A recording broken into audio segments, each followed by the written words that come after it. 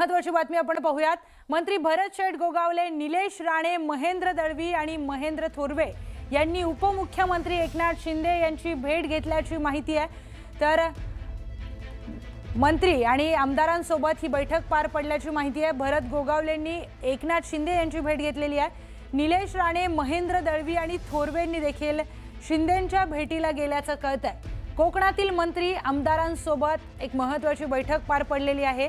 रायगडची जागा राष्ट्रवादीला गेल्यानंतर ही बैठक घेण्यात आल्याची माहिती आहे। या संदर्भात अधिकचा तपशील जाणून घेऊयात आमचा प्रतिनिधी प्रणाली कापसे यांच्याकडून। प्रणाली, ही मोठी बातमी समोर येते आहे, महत्त्वाची बैठक कोकणातील मंत्र्यांसोबत झाली आहे, काय अधिकचा तपशील? आपल्याला सगळ्यांनाच माहिती आहे की राष्ट्रवादीची जी रायगडची जागा आहे त्या खरं तर जागेला घेऊन प्रचंड मोठ्या प्रमाणावर चर्चा सुरू होती।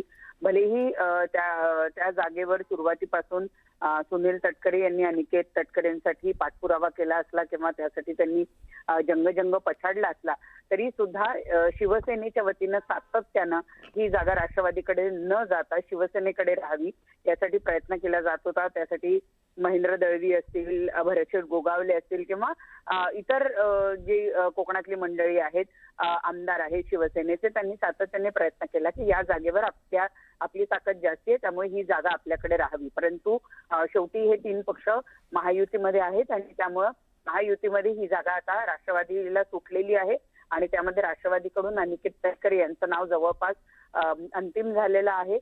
उद्या अनिकेत तटकरे अर्ज सुद्धा भरतील, पण त्या पार्श्वभूमीवर आज आता आपण पाहतोय की नंदनवनला ही सगळी मंडळी पोहोचलेली आहेत।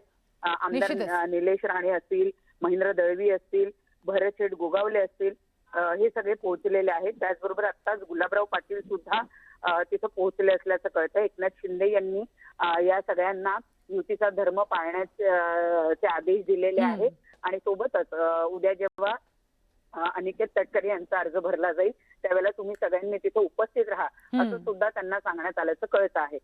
सध्या गुलाबराव पाटील सुद्धा आत्ताच नंदनवन इथं पोहोचलेले असल्यामुळे नेमकं काय बोलणं झालंय, अजून काय आदेश देण्यात आलेले आहे याबद्दल अजून इतर गोष्टी आपल्याला थोड्या वेळात कळतील। निश्चितच प्रणाली, या बैठकीमध्ये नेमकी काय चर्चा होतीये याचे सगळे अपडेट्स तुमच्याकडून वेळोवेळी जाणून घेणार आहोत। माहितीसाठी धन्यवाद। तर